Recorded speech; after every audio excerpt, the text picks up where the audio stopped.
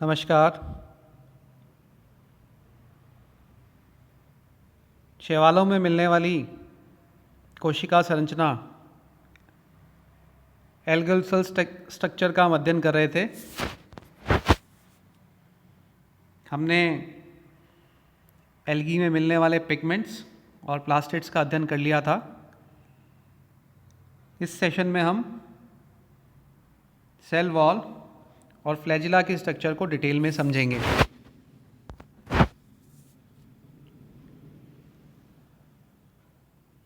जब हमने एल्गी की थैलस स्ट्रक्चर को पढ़ा था तो हमने देखा था कि एल्गी में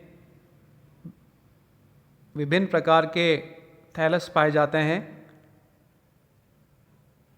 कुछ एल्गी यूनिसेलुलर होते हैं, कुछ में सेल एग्रीगेशंस मिलते हैं कॉलोनी और सिनोबियम की फॉर्म में, और कुछ मल्टी सेलुलर एल्गी होते हैं जो फिलामेंट की फॉर्म में, पैरेन्काइमा की फॉर्म में, साइफन की फॉर्म में मिल सकते हैं। तो इनमें से जो अमीबीय शैवाल थे जैसे राइजोक्राइसिस, वह कुछ एक कोशिक चल शैवाल जूस्पोर्स और गैमीट्स के अतिरिक्त, जिनमें कि दृढ़ कोशिका भित्ति का अभाव होता है, अन्य समस्त यूनिसेलुलर और मल्टीसेलुलर एल्गी की कोशिकाओं में बाहर की ओर एक सुदृढ़ निर्जीव सेल वॉल का आवरण पाया जाता है।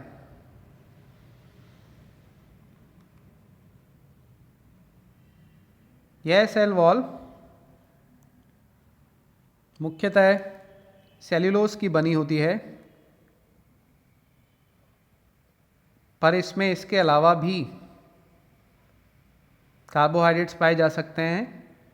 तो इसमें प्योर और मिक्स कार्बोहाइड्रेट्स हो सकते हैं, सेल्यूलोज के साथ म्यूसिलेज, पेक्टिन इत्यादि उपस्थित हो सकते हैं।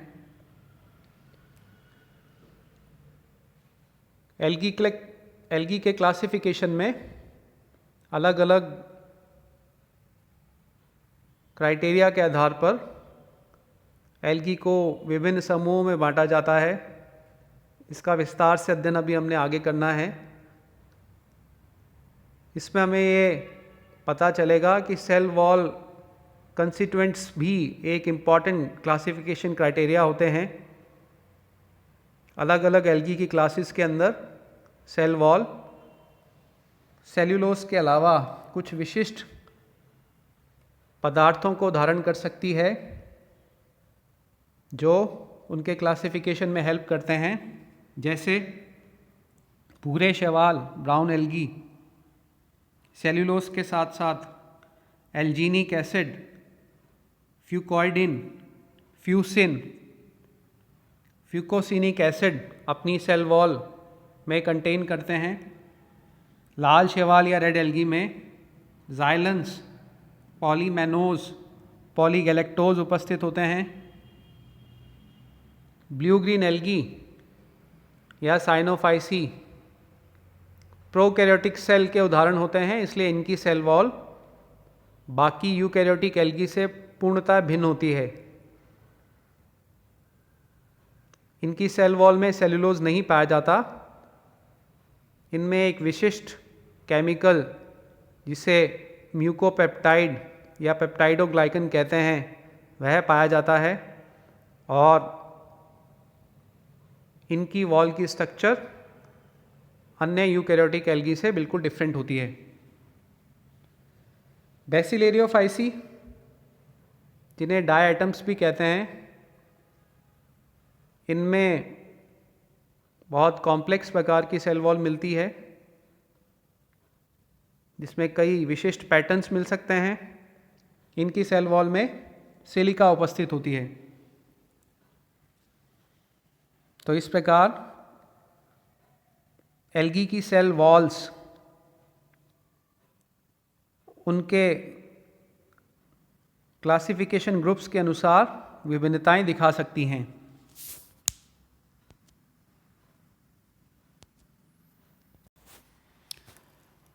अब हम अध्ययन करेंगे एल्गी में पाए जाने वाली कशाबिकाओं का। फ्लैजिला या कशाबिकाएं साइटोप्लाज्मिक एक्सटेंशंस होती हैं जो मूवमेंट में हेल्प करती हैं। यदि इनके वितरण को हम देखें तो नील हरित शैवाल व लाल शैवाल इनमें ये अनुपस्थित होती हैं। इनके अतिरिक्त सभी एल्गल क्लासेस में या तो वेजिटेटिव थैलस में या एसेक्सुअल या सेक्सुअल स्ट्रक्चर्स में, गैमीट्स की फॉर्म में या स्पोर्स की फॉर्म में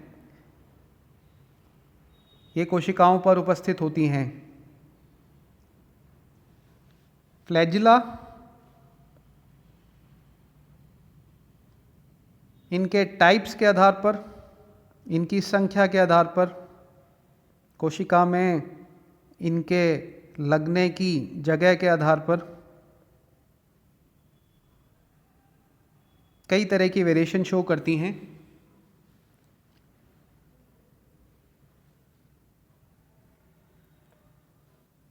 इनके दो मुख्य टाइप्स मिलते हैं बाह्य संरचना के आधार पर। पहला प्रकार जो है उसे प्रतोद या विप्लैश कहते हैं। इसे एक्रोनिमेटिक कशाबिका भी कहते हैं। दूसरा प्रकार कूर्च या टेंसल कहलाता है, जिसे प्लूरोनिमेटिक फ्लैजिला भी कहते हैं। प्रतोद प्रकार या विप्लैश प्रकार की कशाबिका की सतह पर किसी प्रकार के सूक्ष्म रोम नहीं पाए जाते हैं। सतह चिकनी होती है, जबकि कूर्च या टिंसल प्रकार की फ्लैजिला में कशाबिका की सतह पर कई सूक्ष्म रोम लेटरल हेयर्स उपस्थित होते हैं, जिससे यह रोमिल होती है। इस पे पाए जाने वाले जो रोम होते हैं या हेयर्स होते हैं उन्हें मैस्टिगोनीम या फ्लिमर्स कहते हैं।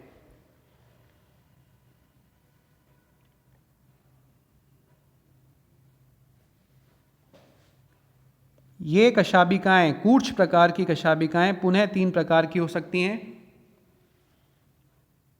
ये पेंटोनिमेटिक हो सकती हैं,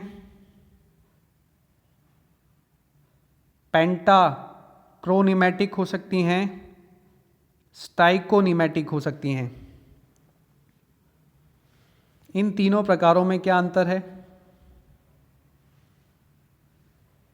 पेंटोनिमेटिक इस प्रकार की कशाबिका की दोनों सतहों पर सूक्ष्म तंतुल रोमों की पार्श्व पंक्तियां होती हैं तथा शीर्ष भाग पर भी दो पार्श्व तंतुल रोम होते हैं।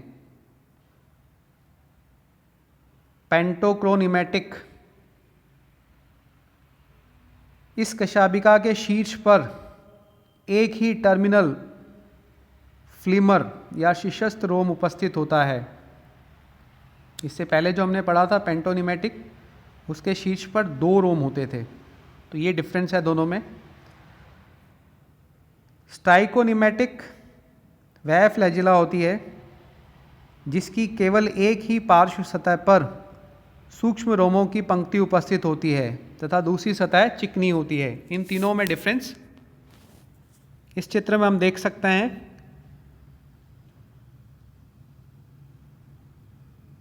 चित्र बी, सी और डी अभी जो हमने पढ़ा था उसको बहुत क्लियर तरीके से दिखा रहा है।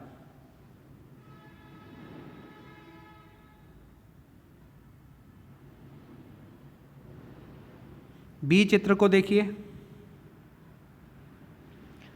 टिप पर दो फ्लिमर हैं, दो शीर्षस्थ रोम हैं और नीचे जो फ्लैजिला है उसके दो सतहों पर तंतुल रोम दिख रहे हैं। पेंटोनिमेटिक। सी चित्र देखिए, टिप पर एक ही शीर्षस्थ रोम है। किसका उदाहरण था ये? पेंटोक्रोनिमेटिक।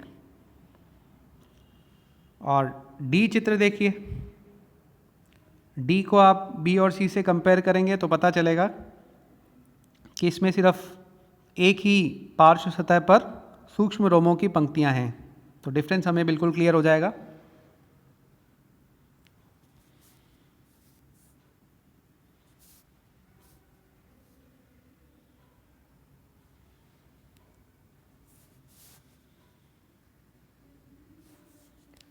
तो इस प्रकार फ्लैजिला की स्ट्रक्चर जो है उसको हमने देखा। कुछ और वर्ड्स भी यूज़ होते हैं जब हम फ्लैजिला का डिस्क्रिप्शन करते हैं, तो आइसोकॉन्ट और हेट्रोकॉन्ट, इसका मतलब भी देख लेते हैं। आइसोकॉन्ट और हेट्रोकॉन्ट, इन्हें समकशाभिक और विषम कशाभिक भी कहते हैं।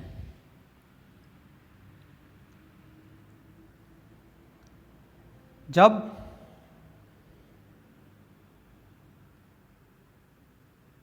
एक एल्गी में मिलने वाली, मान लीजिए कोई यूनिसेलर एल्गी है, उसमें मिलने वाली दोनों फ्लैजिला सिमिलर हैं, एक जैसी हैं, तो उसे समकशाभिक कहते हैं। और जब ये दोनों फ्लैजिला डिसिमिलर होते हैं, असमान होते हैं, तो इसे विषम कशाभिक कहते हैं।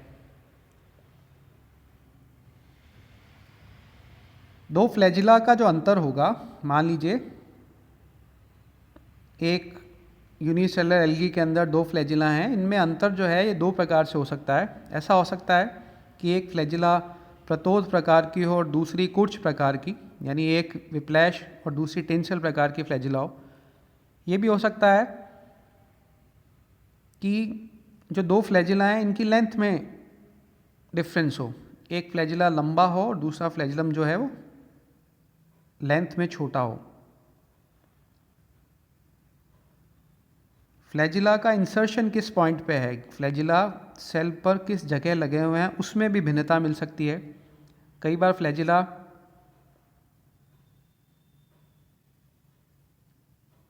पार्श्व पोजीशन पर होते हैं, लेटरल पोजीशन पर होते हैं, कई बार फ्लैजिला शीर्ष या एपिकल पोजीशन पे होते हैं। जब हम आगे विभिन्न सदस्यों का अध्ययन करेंगे तो हमें पता चलेगा कि फ्लैजिला अलग अलग जगह इंसर्ट हो सकते हैं। तो हमने ये देखा कि फ्लैजिला, उनकी स्ट्रक्चर टाइप जो हमने देखे थे, उनके लगने की जगह, इंसर्शन पॉइंट, उनकी संख्या, इसके आधार पर कई तरह की स्थितियां दिखाते हैं। संख्या के आधार पर भी किसी एक एल्गी में एक फ्लैजिला हो सकता है, एक यूनिसेलर एल्गी हो सकता है वो यूनिफ्लैजिलेट हो, उसमें एक ही फ्लैजिला हो। उसमें दो फ्लैजिला लगे हो सकते हैं, बाईफ्लैजिलेट कहलाएगा। उसमें चार फ्लैजिला लगे हो सकते हैं। इन सब का डिटेल में किस एल्गी की क्लास में किस प्रकार का फ्लैजिला का प्रकार मिलता है, कितनी संख्या मिलती है, किस जगह वो लगे हुए होते हैं, इसका विस्तार से अध्ययन हम क्लासिफिकेशन जब एल्गी का पढ़ेंगे तब देखेंगे। पर इस पॉइंट पे हम ये अच्छी तरह समझ गए हैं कि फ्लैजिला क्लासिफिकेशन का एक इम्पॉर्टेंट क्राइटेरिया है।